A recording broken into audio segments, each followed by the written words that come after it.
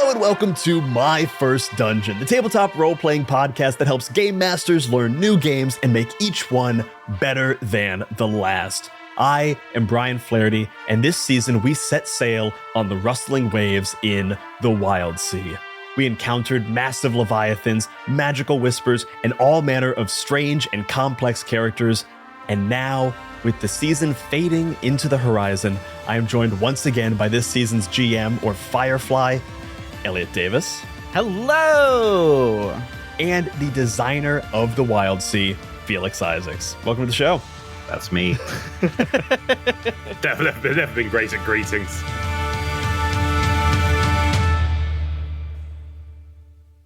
Felix, to start this off, I'm going to ask you the broadest question of the interview. How did we do? Well, I mean, I strongly feel all criticism should be constructive, but sometimes it's just so hard. No, you did a fantastic job. I loved it. I had a great time. You managed to make it, because I knew going into this that it would be a very dramatic presentation of the Wildsea, which is one of the reasons I was excited about it in the first place. But you managed to make it dramatic in a way that a lot of the core systems still showed through, which is fantastic, and that it really showcased some bits, not just of the world as written, but of the characters as developed. And that's what I like the most when playing the Wildsea myself. It's seeing how people take those bits from the book, make their characters, and then they kind of grow and change, and things are defined and redefined as time goes on. And that's the stuff that really shone, and that's the stuff I like the most. So yeah, you knocked it out of the park. You did a great job. Hell yeah. Thank you very much. We'll take it. We'll roll around that compliment. And while I'm busy rolling around that compliment, Elliot, what did you think of the Wildsea?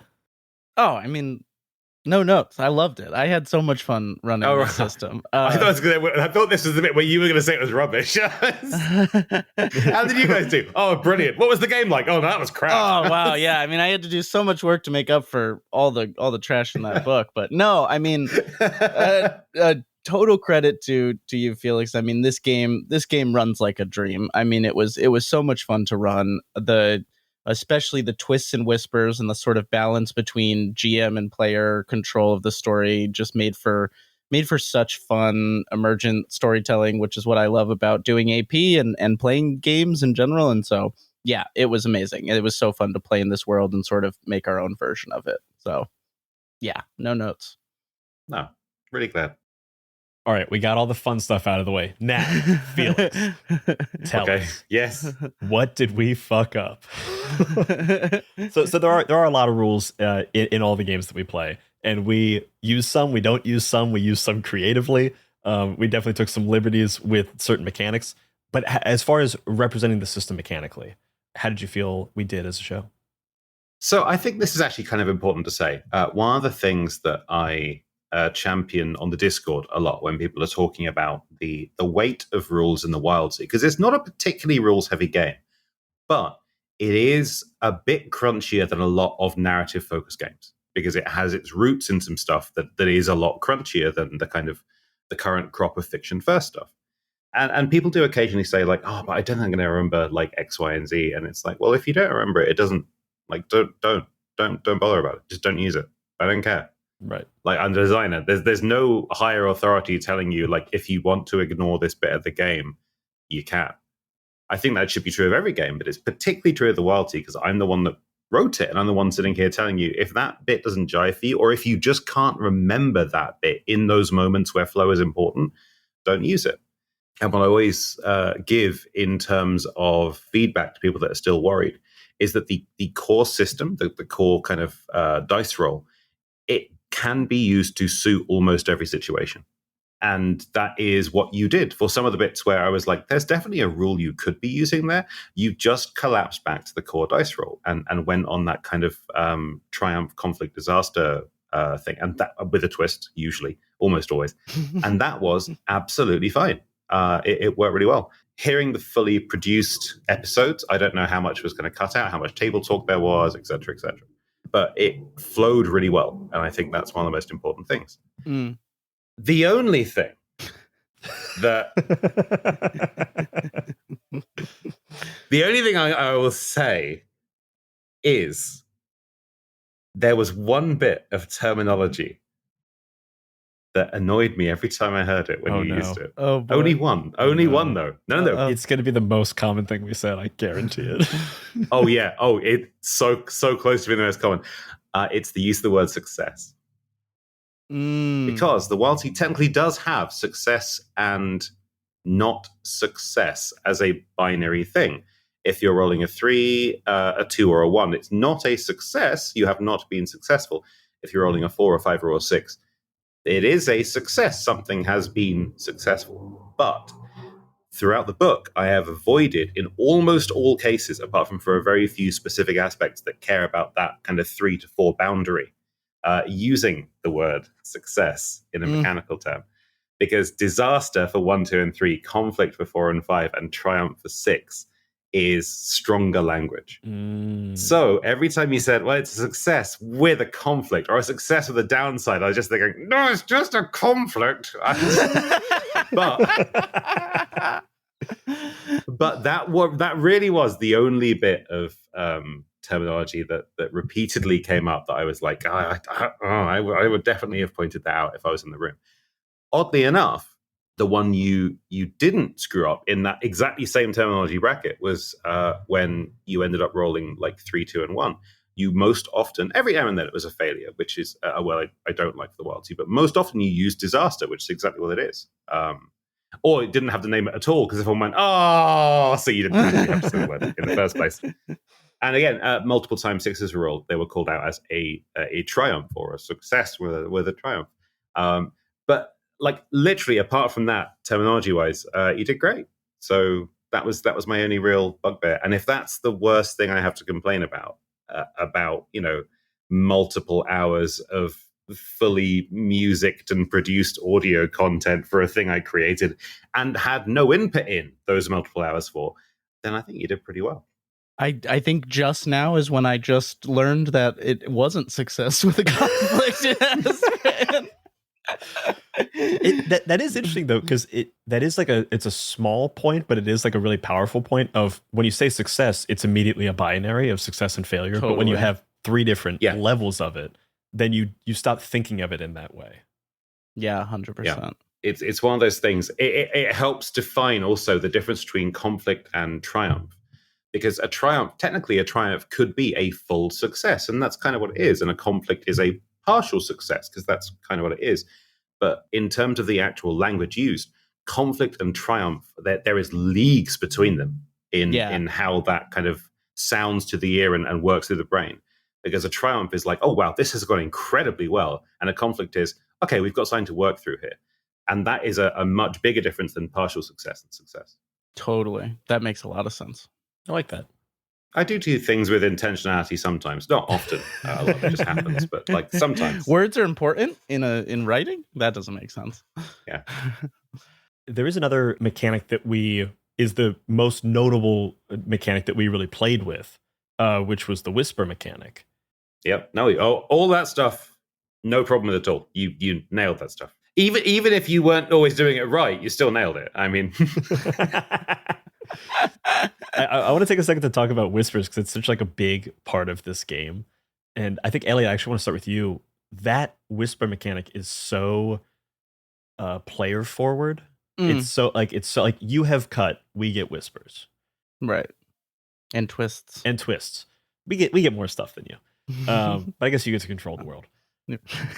How did you feel? Because I know whispers was like a bit of a worry for you going into the season. How did you feel once you started using them, and then by the end of the season, how did you feel about them? I mean, whispers was one of those things where it was like I was both nervous and extremely excited about using them. Like I wanted to make sure that I encouraged their use and introduce them. And I think where I came down was just like, let's just like kind of hand them out like candy, throughout. And I ended up, I think it really started to sing for me, I think, in the second episode of like when people started to really make use of them, where I was like, oh, okay, like I get how this plays out when somebody throws a whisper out there. Like, this is really cool.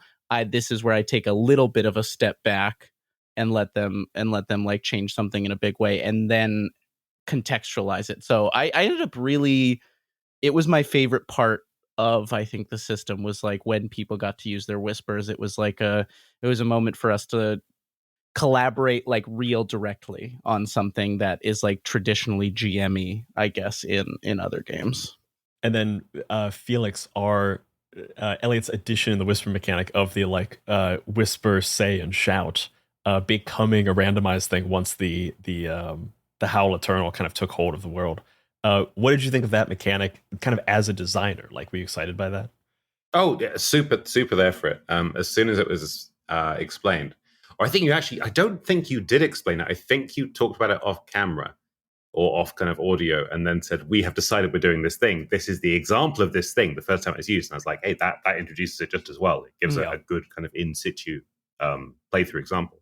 I loved it because it suited the kind of antagonist, I guess is not quite the right word, but antagonist-ish thing. Mm-hmm. Leviathan, there you go, scary thing. A scary howling evil beast thing. It suited that perfectly, and it suited the fact that whispers took. I'm going to democratically and gently say a much bigger role in your game than they do in most games of the Wildsea, and I think that is because you have single-handedly redressed the resource use across all Wildsea games played in the history of the world with how many times you used whispers. and believe me, that is not a problem for me in the slightest. In fact, I love it because people are generally quite shy to use whispers. One of the, I do try and hold myself accountable to this stuff as well. One of the mistakes I made with the Wildsea core book was I didn't make it clear enough how whispers were essentially just as, although more in-setting kind of quote-unquote powerful than the other resources, they were just as fluid. They were things that you gained and used and lost. And one of the things I didn't point out enough in that was to put it a better way, if salvage and specimens and to an extent charts were like your potions and ethers, whispers were the elixir, the thing you hang on to until like the very end of a game. Because, and then you beat the boss and you're like, oh, wait, I didn't use my elixir. And you're like, why have I got 12 elixirs in my inventory? But you did them as if they were just another resource. In fact, you focused on them more than the other resources. And that was really, really refreshing. And I think the overall, other than the fact that I enjoyed the story, the drama and everything else, mechanically, the thing I think you did best was showcase whispers as a mechanic for not just changing the direction of, but often adding to and bringing the focus onto certain things in the story. So I think he did that really well. And the extra mechanics, adding an element of kind of randomness to how whispers come out, even when they're used, fitted that perfectly. Fitted the antagonist, fitted the tone of the game, and fitted the play style of the table. Because you had a very adaptable set of players who could go in with, I have the intention of doing this, but I know it might not work out that way. And then you could talk through, well, it could be this, or this. I think this sounds good. Oh, let's mix it with this. Okay, let's go. The bits that often slow tables down, especially tables that aren't as used to fiction first stuff, are the bits that you went through at a really good pace, where you got to hear the creative process but not get bogged down in it. So, yeah, one of my favorite things. I loved your presentation of Whispers. That's I'd love to hear that, and thank you, because like I said, like it was my favorite aspect of the game, like mechanically to play with. It's totally, you're exactly right about like the adaptability of the table being so important to like having the permission for me as a GM to be like, hey, like let's randomize this thing.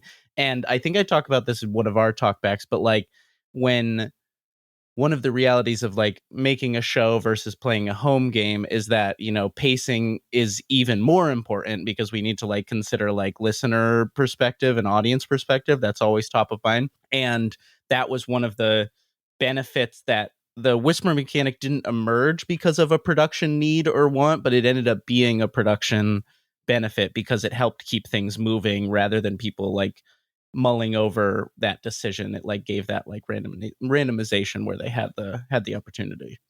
It is also like a real element of following what the players were most excited about, because I think there's also a world where we play the Wildsea and like charts have the level of whispers, for our game.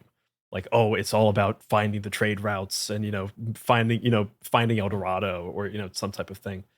And it's cool that very quickly I think our group was like, ooh, whisper, what are these things?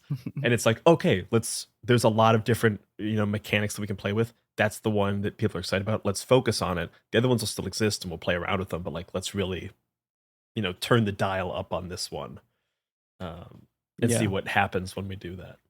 Session 0 was big for direction for the whole. I mean, like, you can hear it I kind of want to go back now that the season's done and listen to our Session 0, but like I think so much of that. That's exactly what I'm doing. Oh yeah. Honestly, that's it's literally 5 minutes into Session 0 on my phone in the other room. Because I was like, now I've listened to the whole thing. I want to listen to that session 0 again. I should do it too. Maybe I'll do that right after this, because I bet I just feel like so much of that was like people were interested in whispers, they were interested in leviathans, like they were interested in things that made the Wildsea weird. Like the capital W weird was kind of like the big focus for the players and the big focus for me as the GM. And then this is maybe like getting ahead on things we were going to talk about, but like the decision to make their engine the Leviathan heart was the story, and it was that's just like right out of the book, which is awesome. Yeah. And actually, kind of looking at the Session 0, Felix, in our initial interview, you gave Elliot 3 pieces of advice that we used, and I'd love to talk through those things, because I think it really reflects of like, if you do these 3 things, I think it's going to serve you really well. As Felix, you knew, and now we too know. The 3 pieces of advice were: make the ship first rather than the characters. Use cut liberally, which as a player, I can attest Elliot certainly did. What? 3 cut that one time, my guy, motherfucker. That's crazy. And then give NPCs whispers, which came at 3 pretty major points of the story, in the very first scene, in the 3rd episode, and in one of the very last scenes of the finale.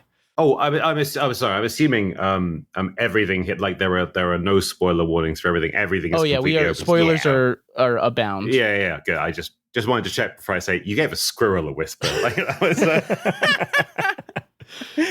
I didn't give a squirrel a whisper. I think Brian gave a squirrel a whisper in a twist. Sorry, a squirrel was given a whisper. So squirrel was given a whisper to transform into a Leviathan. What's weird about that? Nothing. It was brilliant. Very Wildsea. I do love the cut advice, though. I feel like that was like the advice that played the most for me that you gave in our interview. It felt bad. It felt bad. It felt bad. Cut is bad, and I hate it. Counterpoint. I think that cut encouraged you all to use your goodies more than you would have otherwise. Like, not to say that like you wouldn't have, definitely, but it was like when you knew there was 2 cut, you were like, how can I use this aspect and like use teamwork and like all of these like fun interpretations of stuff. Teamwork, that was the one I really, really liked. You often, when there was no cut, there wasn't much mechanical teamwork. There was lots of interplay between characters, but not much mechanical teamwork. As soon as cut came into things, you tended to say, could I help with this? Could I grant an advantage from doing such and such? And that was really lovely to see. Because it's not that cut is there to drive that kind of interaction. Cut is there, as we all know, as a stick to beat the players with repeatedly. Cut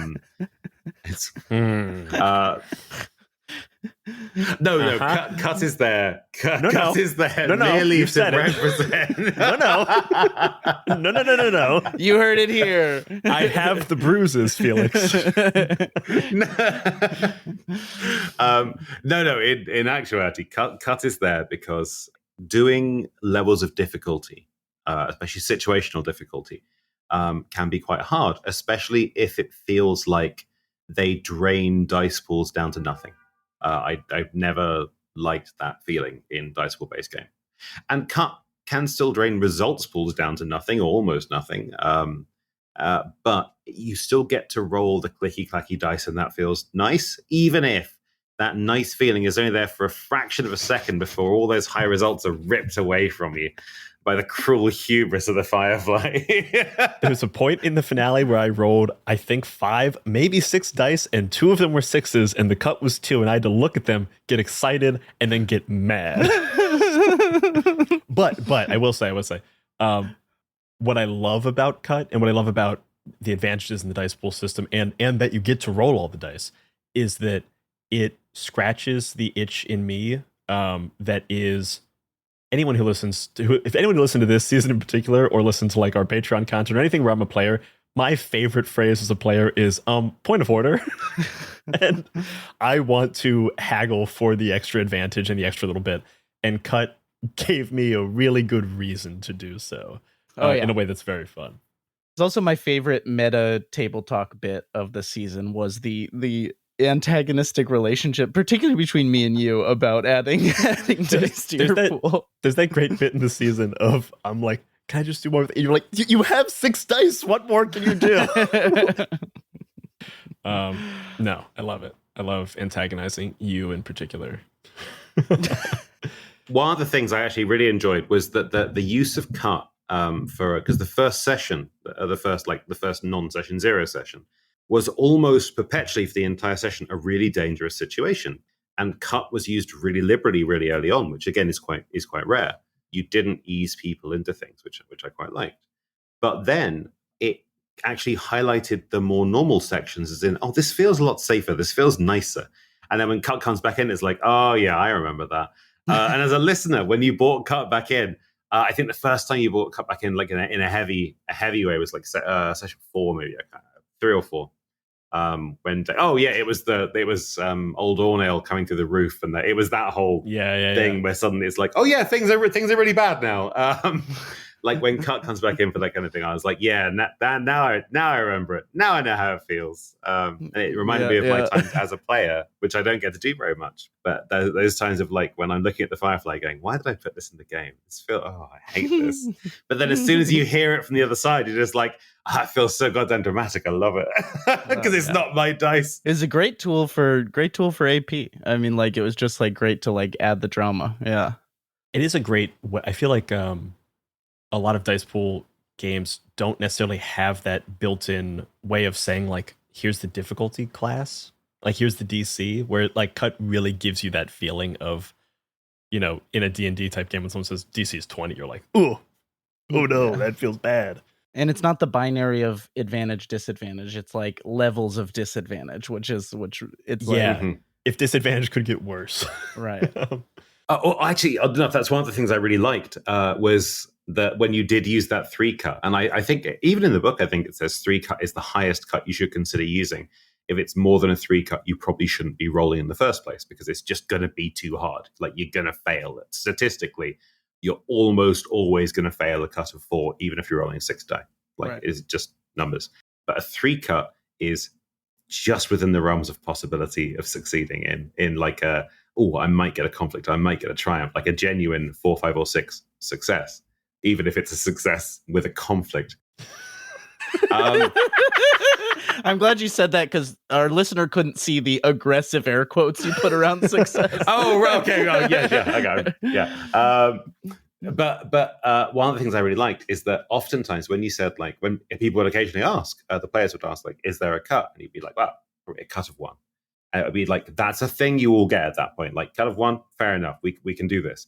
Cut of 2, that felt special. And when that cut of 3 came in, even though in terms of the kind of gradation of numbers, it's literally 1, 2, and 3. That 3, the horror in the voices of the players as you said the word 3, and they're like, 3? Like, that's not a number. Yeah. It was that felt good. That felt good for a designer. I like that. That was almost like the cut of 3 there was me trying to put up like, warning, do not enter, do not go this way. Because I think Abby, to remind the listener of what this cut of 3 was, Abby wanted to hop aboard the Leviathan Bat Dragon Clarabelle, fly, grab the heart, the central object of this, as a town port-sized Leviathan was trying to get the same thing, and then fly around it. Don't get me wrong, very dramatic moment. Very dramatic. Would have been amazing. And the and disaster if she had that would have hit it, inevitably yeah. come. Right. It would have been tragic. But yeah. I feel like the other key piece of advice that like we really loved in session 0 was the make the ship first. That really gave structure to the session 0 in a way, and gave us, I think, most acutely the gift that was Bats as a character. I think would not have happened without making the ship first, and for that we thank you. I'm glad it went well. Yeah, we got the central thesis of the story with the heart. We got Izora's relationship with Clarabelle, which wasn't like a big thing, but did like really define her a lot. Totally. Oh, you talked about complaints earlier. That was my biggest complaint. I'm sorry, not enough Clarabelle. Not enough Clarabelle.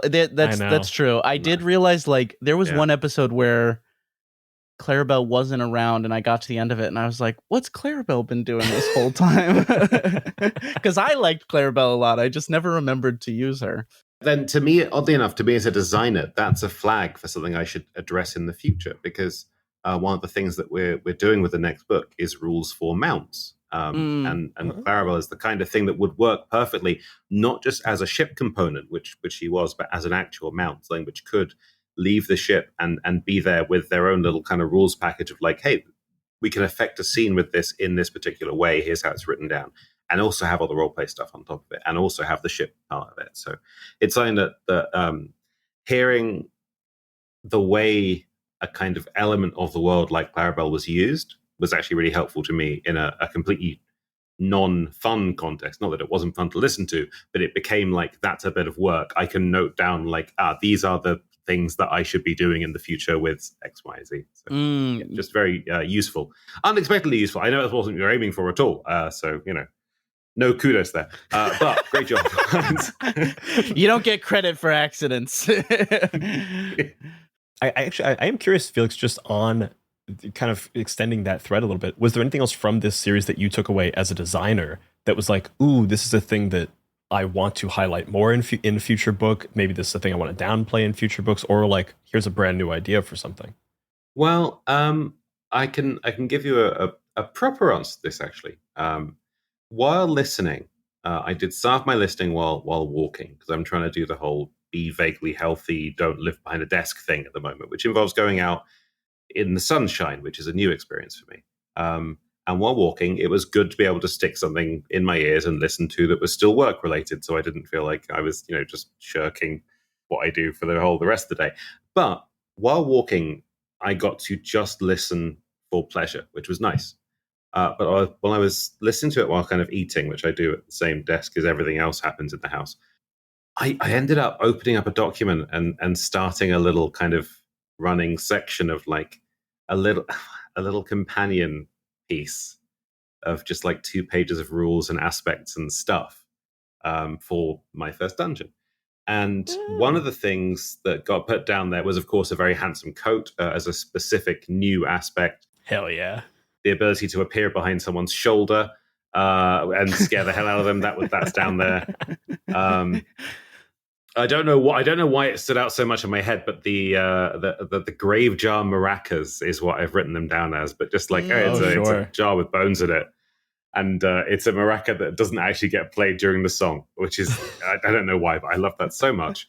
So there's lots of little kind of aspecty bits that got written down there, but mechanically speaking, the bit that I put down as a section to kind of, and I've even written an example for, is interlinked resources. I think I wrote it down as the concept of the we've got these copper rings and we've got these lenses, put them together and they make this thing.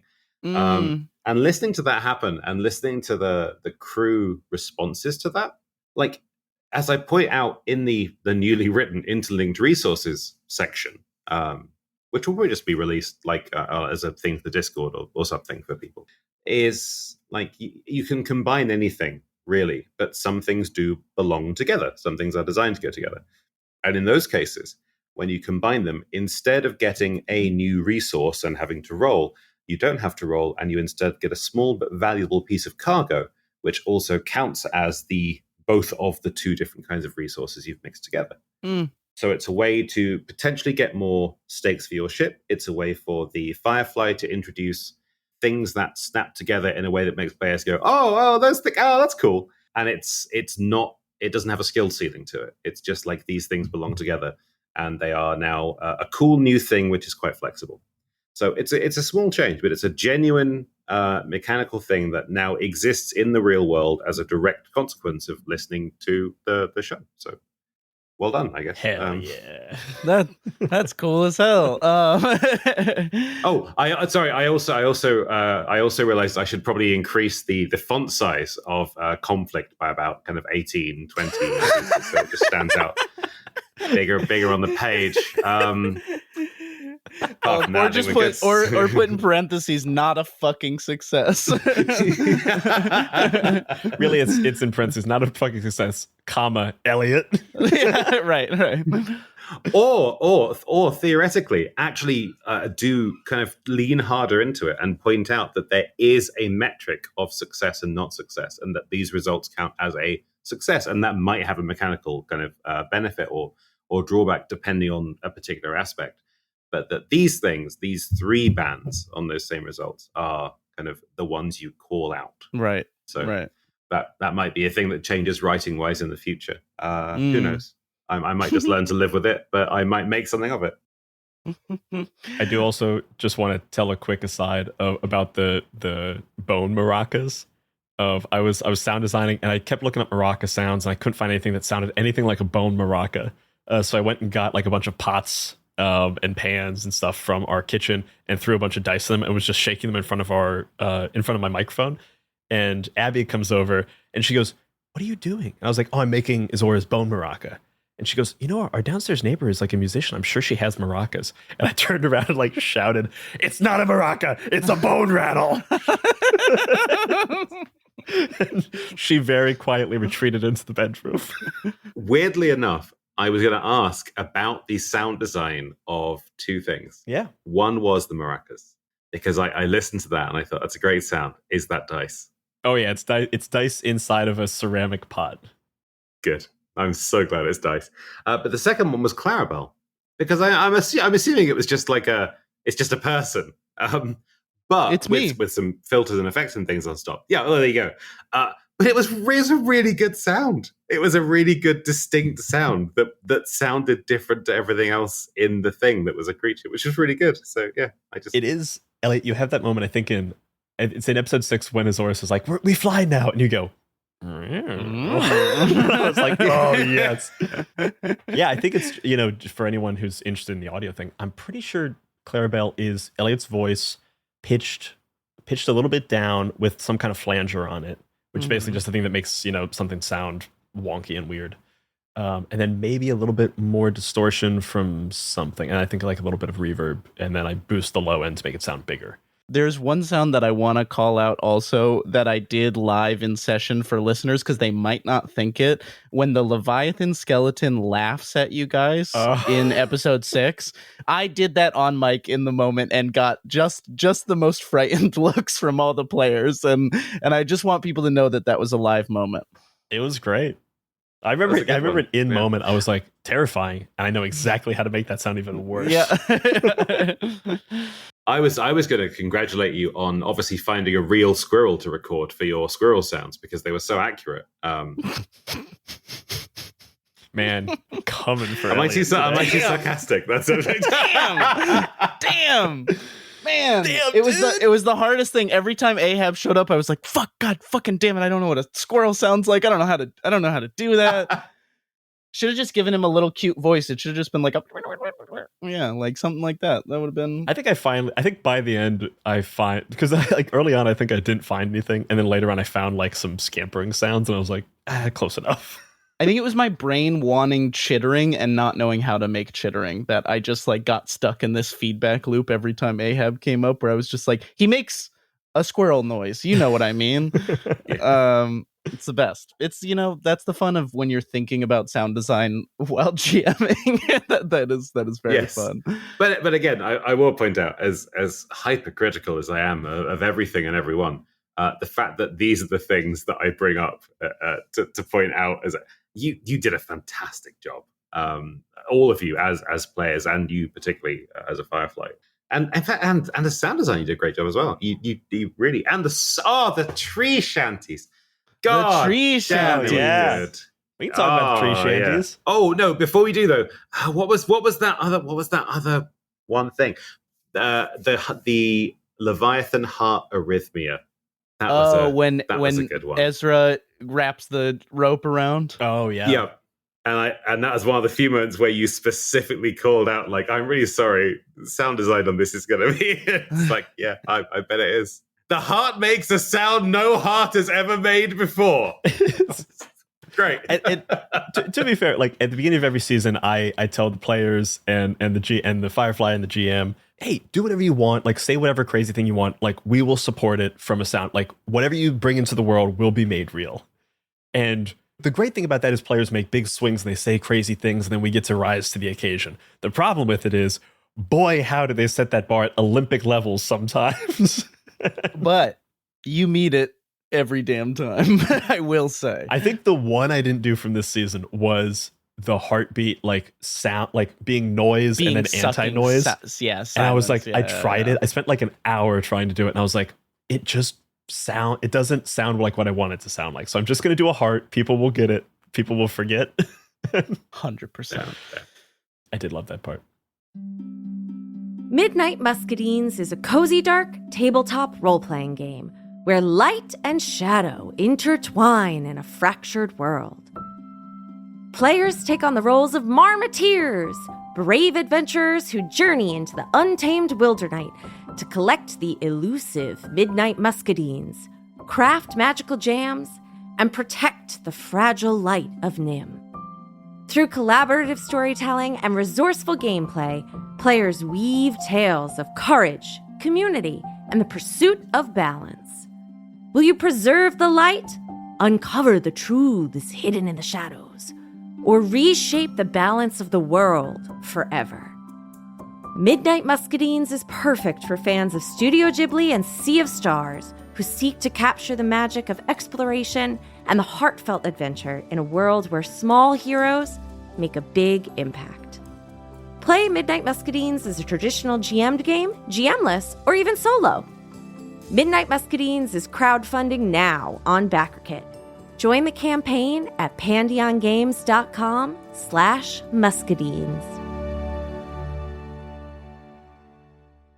I'm Quinns of tabletop role-playing game review show Quinn's Quest, and this is Play to Find Out.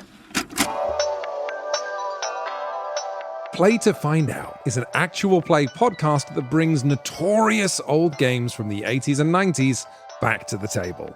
Each season of Play to Find Out, I'm joined by Emily Johnson and Rob Morgan. Good? Nervous? Yeah. You both looked at each other really concerned, like you think what's about to happen is going to be unpleasant. And frankly, I think that's rude. And together, we explore the TTRPGs of ages gone by.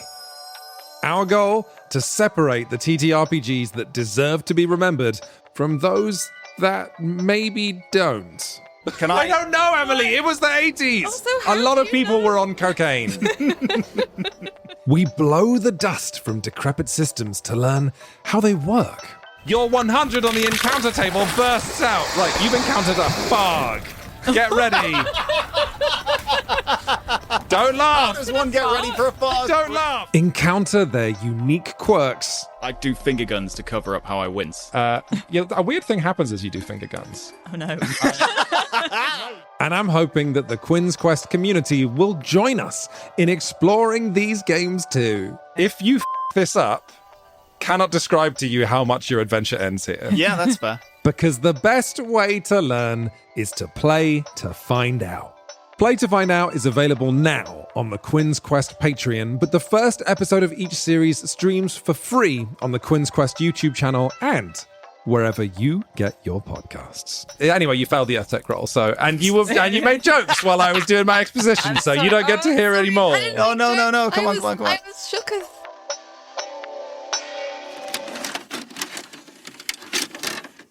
Yeah, the sound design in general it gave it Like I cannot give you more congratulations than I don't have the words to give you the congratulations I want to give you.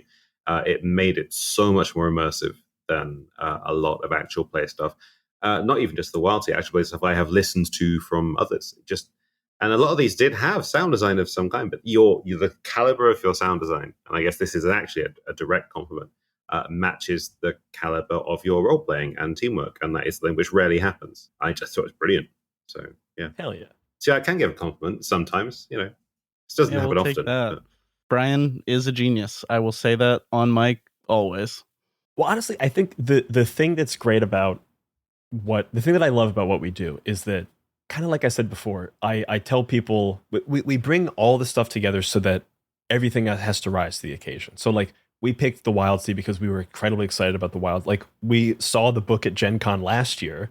A lot of stuff happened at that like one Rowan Rook and Deckard party at Gen Con last year. We saw the book, we're like, oh my God, this is amazing. Look at this. And we were talking about it for a while and then reached out to you and made this thing happen. Then we bring in players who are like incredible and are going to like elevate the game. And then we bring in a Firefly who's going to like elevate the game. And then we tell everyone, do anything you want. And we'll have to match it. And the thing that we want to do is take a game like Wildsea, which isn't Dungeons and Dragons. It doesn't have that like wide scope of things, and give it that like Dimension 20, that, that crazy treatment, so that people are all of a sudden like, oh, I didn't know how much I wanted this. And I feel like we did it this season. I think we do it most seasons, but I feel we really nailed it this season. No, you definitely did it.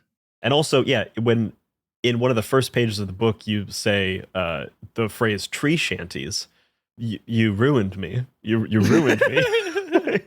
Brian had a whole different character concept, and then he read the phrase tree shanties.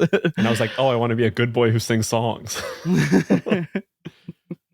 Weirdly enough, the phrase tree shanties actually came from the Discord community way back in the earliest days. Hell yeah. Because I was talking on there about songs and sea shanties, because weird deep cut here. I hate sea shanties. I don't know why. I just hate them. It's just one of those weird things. I don't know. They do not sit right with me in terms of like an audio experience. But take away all the water and add leaves. and someone on the Discord pointed out, like, well, they wouldn't even be sea shanties. Like, even though it's the Wildsea, you'd just call them tree shanties. And I was like, you've got it. And I can't remember who that is, because that was like 5 years ago.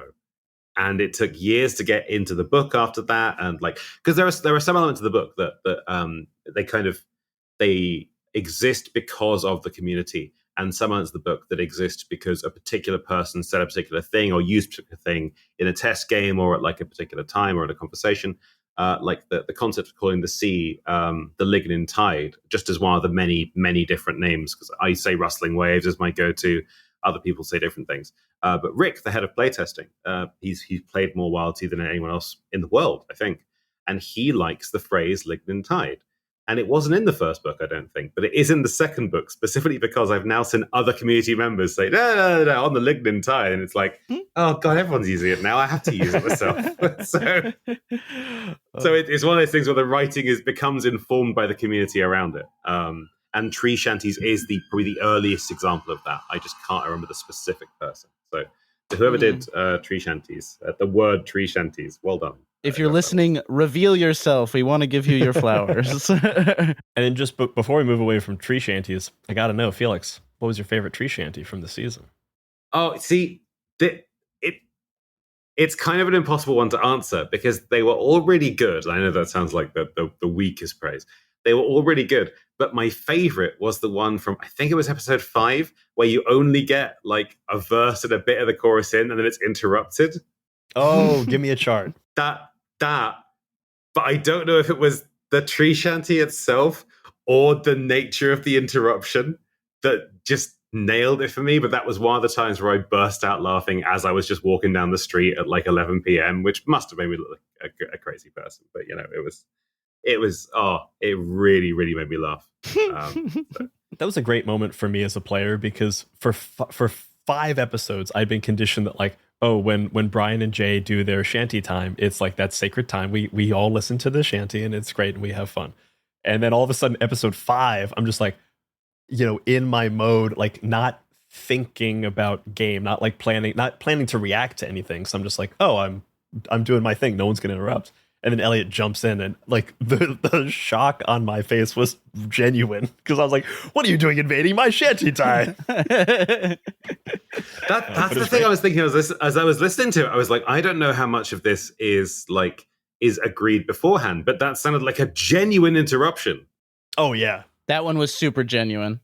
It came across in the audio, and I think that's why I liked it so much. Because if you'd been doing the tree shanty knowing it was going to be stopped at that exact point, etc., I don't think it would have come across as genuine as it did. Yeah, it set every player on edge exactly when I wanted them to be on edge. And it was funny because pre-recording, and this relates to a question from one of our Discord members, that Brian and Jay are generally singing the shanties at the table, or playing like a demo version of it if they're not singing. And in that episode before recording, I said to Brian, "Hey Brian, give me a chart. How long is the runtime on that?" And he was like, "Oh, it's like about 1:30." I was like, "Okay, great." Okay, just noting that for me. You also, and I don't know if you intended this, but you hit it on the best possible line in that song of your soul is not something with which you can barter. You barter with only the things that you own, which is the hardest line I've written for a tree shanty. Yeah. And that you cut it off right then, it's like, oh, fuck. Love it. I guess the other aspect, and this is going to sound again like fishing for compliments, but like it's the nature of this kind of talkback. I want to ask Felix how you felt seeing Storm and Root in play, specifically, because that was one of the aspects that I know, like when we talked early, you wanted to highlight was like depth delving and this new expansion. See, I'm beginning to suspect that you might be a glutton for punishment here. Because as you called out in the episode itself, I think end of episode 3 or start of episode 4, maybe even start of episode 5, I can't remember.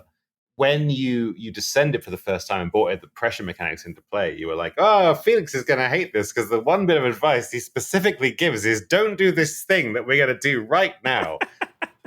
And then you sit here and you go, hey, Felix, how do you feel about the inclusion of that thing? And it's like, well, to be honest, I feel bad. Well, I think that's why it's worth talking about. That's why, warts and all. That's what we used to say on this show. No, you did it really well. I have liked to see a more gradual descent that showed off the pressure mechanics in their entirety. Yes, I would. But was I pleased with how you represented it? Yes, actually, there was a specific moment, I think, where you went to pressure level 3 and you described like the warping of the deck and the changes of the. I think that was when the giant skull thing happened. That was You actually really captured that dramatic change of like, yeah, things are okay, but a bit dangerous. To like, oh, things are fucked. Like, oh god, yeah, this is bad. You captured that really well. So you actually did it in kind of exactly the way I'd have wanted to see it done. You just skipped out the intervening space of like, oh, things are getting a bit. Oh. You just went straight from, now we're okay to, oh god. So, oh god, yeah. It's all bad. Everything's bad. But yeah, I think from the limited interaction with the pressure stuff that there was time-wise, I think you did a good job with it. The mechanic the thing from Storm and Root that I enjoyed the most was seeing the Howl Eternal, because I've never seen the Howl Eternal in a game before, and it is not just one of my favorite things in Storm and Root, but it was one of the most annoying pages to create in terms of page placement, because I am still kind of the learning stage of InDesign, even though I've done this for years now as a job, because a lot of what I do is the writing side of things, and the layout is alongside, but still essentially secondary to that. And I was taught the kind of the basics of layout by Leo, Blue 2 Days, creator of Passings, a lovely, lovely person. And what he gave me was like, this is how you do this. This is what you need for a book. And I was like, okay, I can do that. And now we're, 2 books and 3-4 smaller supplements in. my needs have gone past that. And he decided to, have a kid and be a real person and do real person things. So I was just left slowly learning how to do more stuff within design. And one of the things I had to learn how to do was how to make it so that using the specific setup we've got, text in a box can be surrounded by an image that does not have... It was absolute hell to try and make that page line up, both for me and for Schmeckrell, the creature artist. And we went back and forth on that like 6 or 7 times with like minor adjustments just to make it all line up properly. And it finally did, almost. That's one of those pages I look at and I can read it and I can love it, and I can look at the picture and I can love it, but I cannot quite look at the bit where the picture meets that text box without going, I wish, next time. So listening to the Howl Eternal rather than seeing it. So yeah, listening to the Howl Eternal rather than seeing it. So much nicer, because I didn't have to see that bit of the page. So it's brilliant. This, I think, really connects to like when one of the things that I was worried about when we first chatted in the interview was I was worried about over prepping in a game that didn't want you to prep a lot. And you had given the advice of, you were like, flip through the book and find the like creatures and hazards that excite you and hold on to those. And I flipped through the main book and I flipped through Storm and Root, and the Howl Eternal just like leapt out of Storm and Root as like the thing where it was like, me, please use me. And I was like, yeah. Okay, I will. And yeah, it's such a juicy page to read. Like you get used to this format of like reading about the Leviathans and like the whispers they have and the sense and all that. And then you read the Howl Eternal and you're like, all this is just a little different and a little fucked up. Like, because this is like the depths of the depths Leviathan. Yeah, I just fell in love with that page and I was like, I have to use this. And then that and the heart became the central focus of the campaign. The other thing I was going to say was that one of the other things you used was wretch beaks. You only use them as a kind of like a scene setting thing, the kind of vulture-y... Right. You had them as things kind of taken over, but wretch beaks themselves. I found that really interesting because wretch beaks are one of the few things in the Wildsea that I didn't make myself. Wretch beaks were specifically one of the backer-contributed hazards from the first book's Kickstarter campaign. And it was really nice to get a shout-out. Hell yeah. So... I will pass on because I know exactly who made them. Actually, Spinch, one of our longtime mods. I will pass over to Spinch. Like, hey, Spinch, that thing you made, that's in a thing now. So yeah. Thank you, Spinch. It was really nice to see him. They were great. They felt like just the right level of creepy to throw in as a visual sort of cue. That was great. That's awesome. I love that. I mean, I feel like this is disconnected a little bit from our season, but I do think this like Discord community, like as we've been posting about the season that you guys have cultivated and like you Felix have cultivated is so strong. Like you just see people in there every day just talking about the coolest shit. It's the best.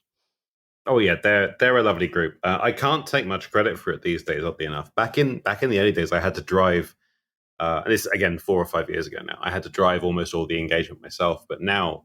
The mods are fantastic, and not even just the mods, like the regular posters are so good at just driving community engagement. That I think in the entire 4.5-ish years that the Discord's been up, we've had to ban like only 2 people or something outside of spam bots and whatever, like and in terms of like moderator decision stuff, once or twice a year. If that, like, we just have a genuinely lovely community.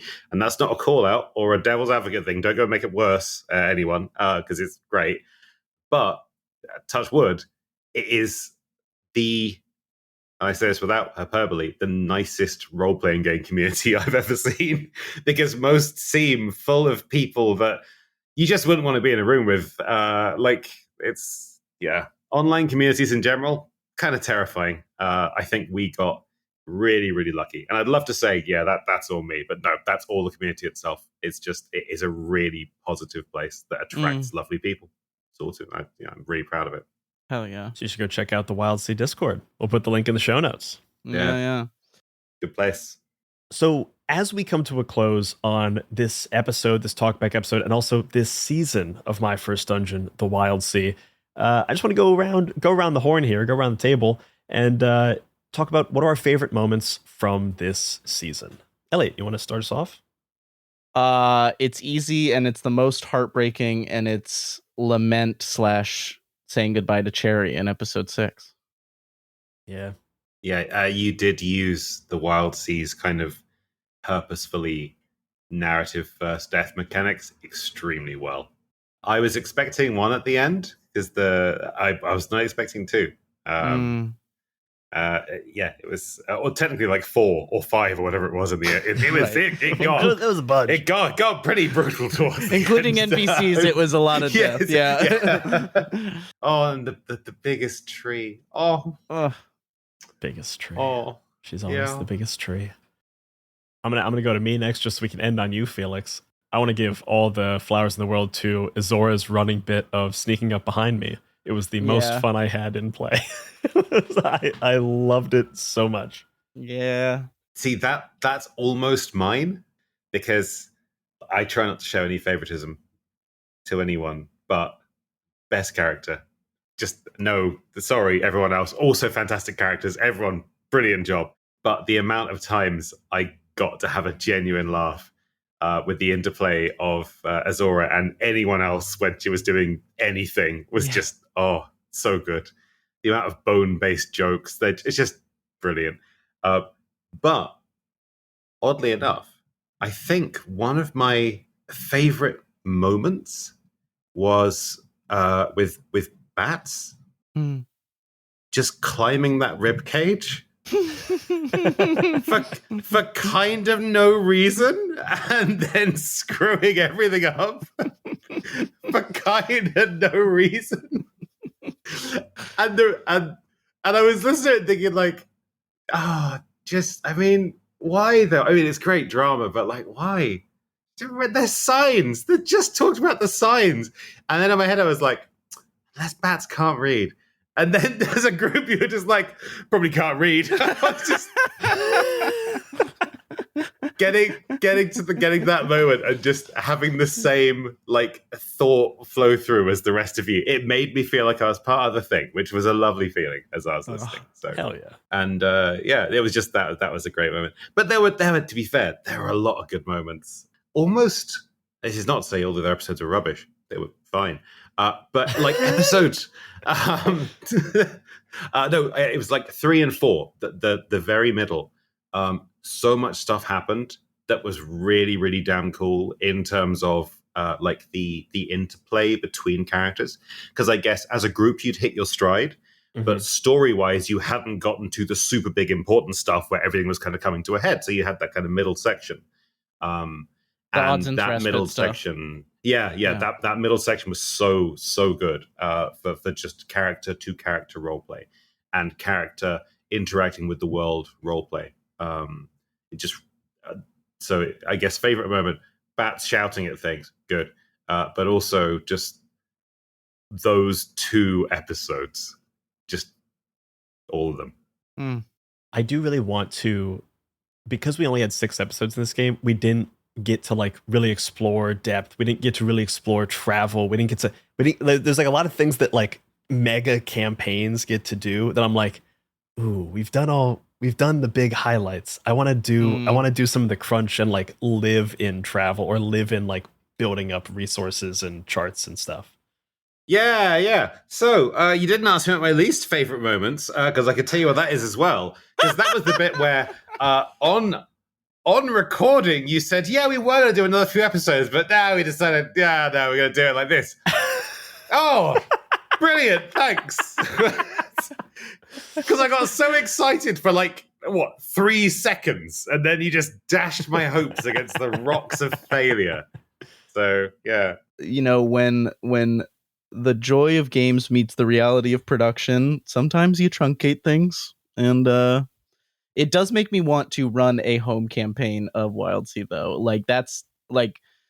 That is, I think, a credit to the Brian, you asked me what I thought of the game. Like, a credit to any game we play is that, like, I just ran it for, 2 months, And my first thought after was like, man, I'd love to then go and run this for like my home group, like for another 6 months. And so that's like, yeah, I just want to live in all the little pockets of this world and go to the Cactus Sea, like all the different versions of the Verdant Sea in the book. Yeah, come on, we could do 10 seasons. Actually, I had a question, not to muck up the ending of your show, which you've already kind of announced. So I'm ruining everything now. If you weren't fireflying, what kind of thing would you have played? Oh, wow. I would have been a Gao for sure. I wanted a mushroom person, I think, in the mix, and I just think that like getting to be a little mushroom dude is cool as hell. And in terms of like post, man, I like Char a lot, but I also like Screw. So I would probably be torn between Char and Screw for post. Because one of the things that I thought as I was listening to it was like, it would be really good to see you as a player as well as just a Firefly, because you were brilliant as a Firefly, but being a Firefly, although you are playing the game, is obviously a very different experience to being a player. So if at some point you want to do like an extra one-off session or two-shot or something, and I'm happy to run it for a bit, and you get to play something, I would love that. Hell yeah! Because it would be lovely to play with the crew, even if it's not some big, like, very well produced thing. It would just be nice to kind of, in as much in person as over the internet gets, but kind of in person, congratulate people and interact with you guys, because you did a fantastic job. Let's make it happen. That sounds like a blast. Yeah. And now I have to do it because I said it on the thing. Because you said it on my thing. Hey, look to the My First Dungeon feed in the near future. And that is all for this season of My First Dungeon and our journey across the rustling waves. If you want your own journey on the Wildsea, head on over to myth.works and be sure to use the promo code MyFirstDungeon for 20% off your order. If you want even more My First Dungeon, head on over to patreon.com/MyFirstDungeonPod to get bonus actual plays, cast talkbacks, all of the tree shanties from this season, and a whole lot more. And as always, remember, if you're having fun, you're already doing it right. Aye, everybody. Aye. Aye? Aye? Aye? Thanks so much, Felix. This was great. That was great.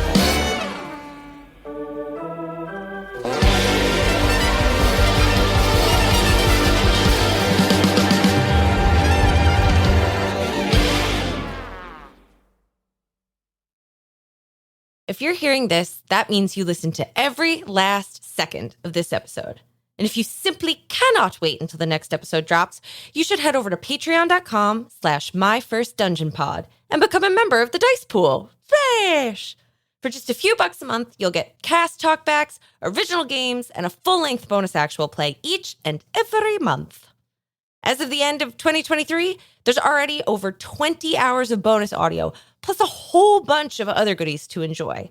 So head on over to patreon.com/MyFirstDungeonPod and jump on into the Dice Pool. We'll see you there. Splash!